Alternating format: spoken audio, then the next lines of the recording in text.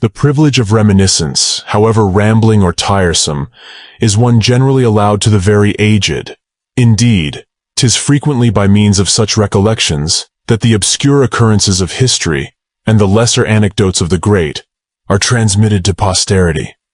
Though many of my readers have at times observed and remarked a sort of antique flow in my style of writing, it hath pleased me to pass amongst the members of this generation as a young man, giving out the fiction that I was born in 1890, in America. I am now, however, resolved to unburthen myself of a secret, which I have hitherto kept through dread of incredulity, and to impart to the public a true knowledge of my long years, in order to gratify their taste for authentic information of an age with whose famous personages I was on familiar terms. Be it then known that I was born on the family estate in Devonshire, of the 10th day of August, 1690, or in the new Gregorian style of reckoning, the 20th of August, being therefore now in my 228th year.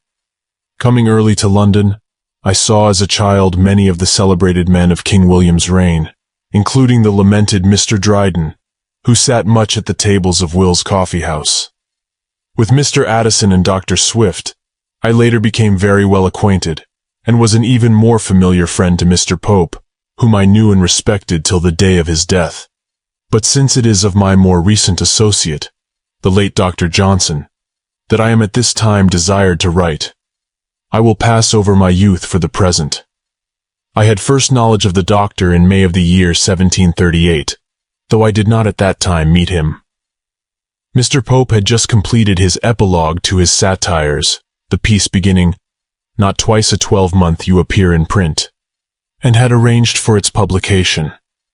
On the very day it appeared, there was also published a satire in imitation of Juvenal, entitled London by the then unknown Johnson, and this so struck the town that many gentlemen of taste declared it was the work of a greater poet than Mr. Pope.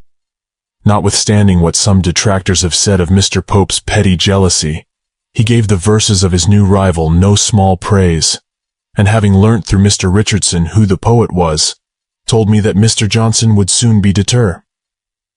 I had no personal acquaintance with the doctor till 1763, when I was presented to him at the Mitre Tavern by Mr. James Boswell, a young Scotchman of excellent family and great learning, but small wit, whose metrical effusions I had sometimes revised. Dr. Johnson, as I beheld him, was a full, pursy man, very ill-dressed, and of slovenly aspect. I recall him to have worn a bushy bob-wig, untied and without powder, and much too small for his head. His clothes were of rusty brown, much wrinkled, and with more than one button missing.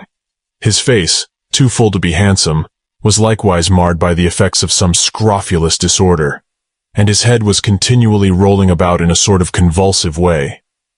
Of this infirmity, indeed, I had known before, having heard of it from Mr. Pope, who took the trouble to make particular inquiries. Being nearly 73, full 19 years older than Dr. Johnson, I say doctor though his degree came not till 2 years afterward, I naturally expected him to have some regard for my age, and was therefore not in that fear of him, which others confessed.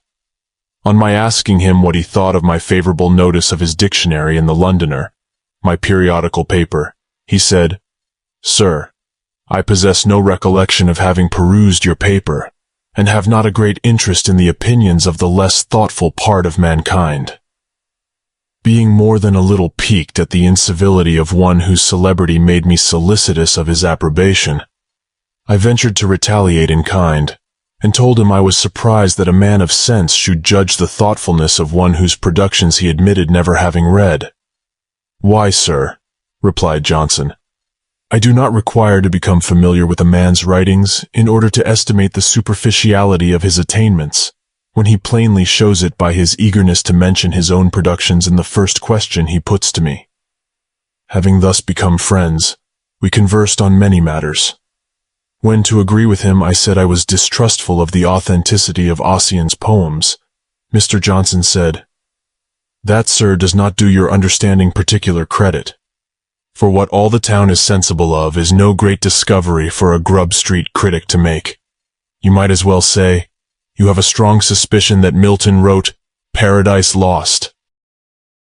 I thereafter saw Johnson very frequently, most often at meetings of the Literary Club, which was founded the next year by the Doctor, together with Mr. Burke, the parliamentary orator, Mr. Beauclerk, a gentleman of fashion, Mr. Langton, a pious man and captain of militia, Sir J. Reynolds, the widely known painter, Dr. Goldsmith, the prose and poetic writer, Dr. Nugent, father-in-law to Mr. Burke, Sir John Hawkins, Mr. Anthony Chamier, and myself.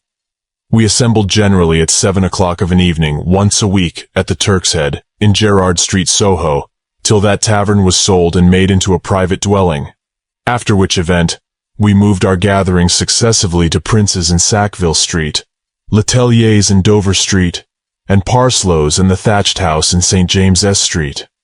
In these meetings we preserved a remarkable degree of amity and tranquility, which contrasts very favorably with some of the dissensions and disruptions I observe in the literary and amateur press associations of today. This tranquility was the more remarkable, because we had amongst us gentlemen of very opposed opinions.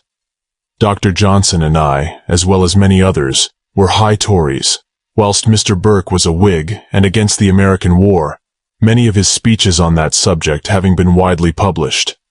The least congenial member was one of the founders, Sir John Hawkins, who hath since written many misrepresentations of our society.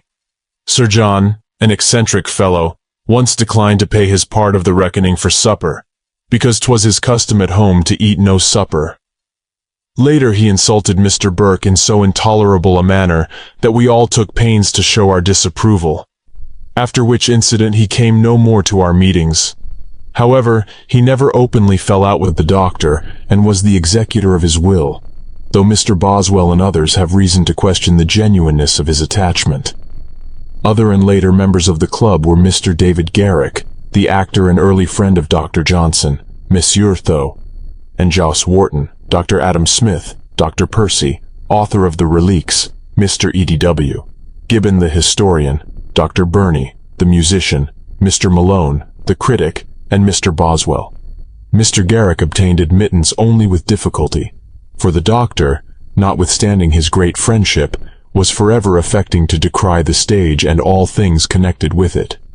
Johnson, indeed, had a most singular habit of speaking for Davy when others were against him, and of arguing against him when others were for him.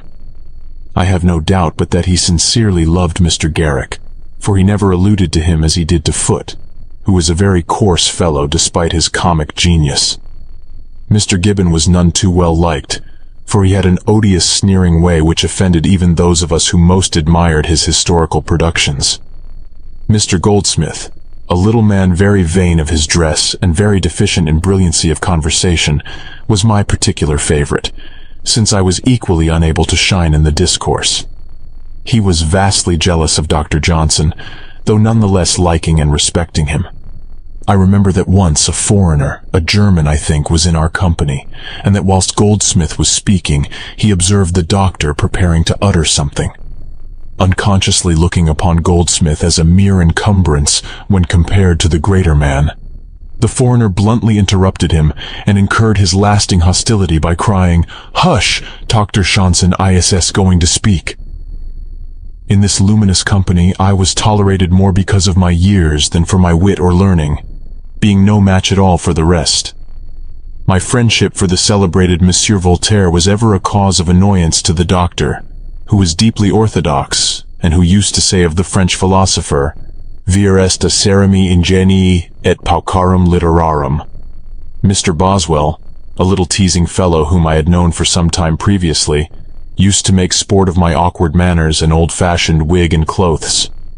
Once coming in a little the worse for wine, to which he was addicted, he endeavored to lampoon me by means of an impromptu in verse, writ on the surface of the table, but lacking the aid he usually had in his composition, he made a bad grammatical blunder. I told him he should not try to pasquinade the source of his poesy. At another time, Bozzy, as we used to call him, complained of my harshness toward new writers in the articles I prepared for the monthly review. He said, "I pushed every aspirant off the slopes of Parnassus." "Sir," I replied, "you are mistaken. They who lose their hold do so from their own want of strength. but desiring to conceal their weakness, they attribute the absence of success to the first critic that mentions them. I'm glad to recall that Dr. Johnson upheld me in this matter. Dr. Johnson was second to no man in the pains he took to revise the bad verses of others. Indeed, 'tis said that in the book of poor blind old Mrs. Williams, there are scarce 2 lines which are not the doctor's. At one time Johnson recited to me some lines by a servant to the Duke of Leeds, which had so amused him, that he had got them by heart. They are on the Duke's wedding, and so much resemble in quality the work of other and more recent poetic dunces, that I cannot forbear copying them.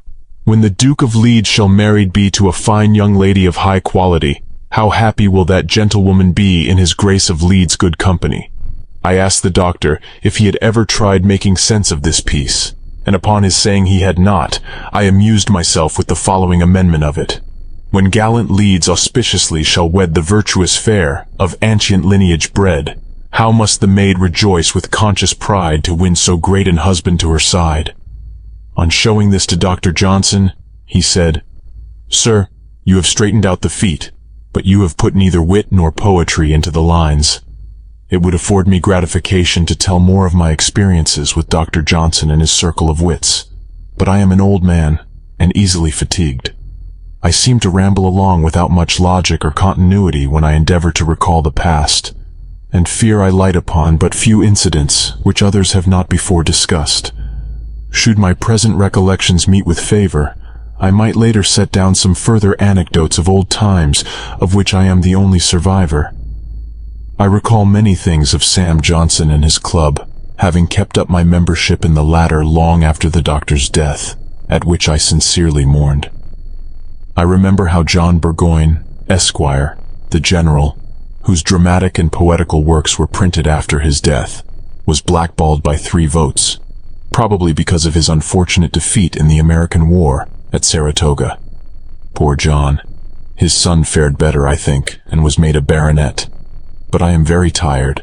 I am old, very old, and it is time for my afternoon nap.